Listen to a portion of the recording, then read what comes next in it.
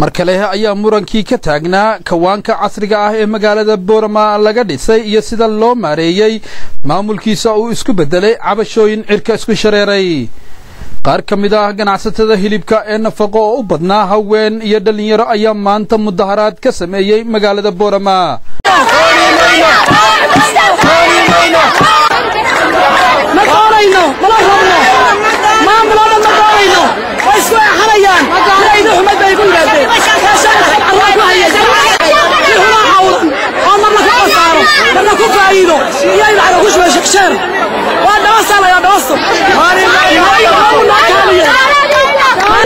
dhankiisa ayaa isaguna maayarka magaalada Boorama Cabdiraxmaan Shidabile uu gabi ahaanba ku tilmaamay sharci darro mudaharaadkan waxa weeye waa sharci darro cidda ka dambaysa mudaharaadkan yar ee kooban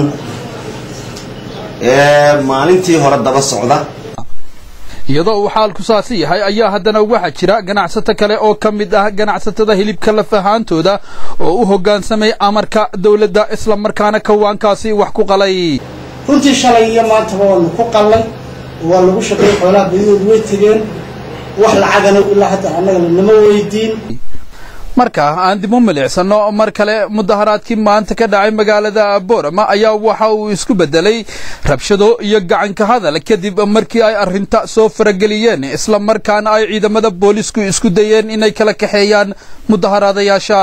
ma jirin wax dhaawac ah oo laga diiwaan geliyay goobaha isbitaalada ah balse waxa ay kamaradaha saxaafadu qabanayeen qaar kamid ah mudaharaadayaasha oo dhaawacyo fudfudud oo dhinaca madaxa u badani ay ku yaalaan iyadoo saad xaalku yahay ayaa haddana maayarka magaalada Boorama Cabdiraxmaan Shidabile waxa uu ku adkaystay kama dambeyntii waxaan dadweynaha wargelinaynaa oo ku waaninaynaa oo ku wacyi gelinaynaa inaan siyaasadda golaha deegaanka u dhigay inay meesha nadaafadeeda iyo transportationkeeda inay maamusho shirkadda hilibka ee Damasco ma noqonayso siyaasad dib golaha deegaanka uga noqonayo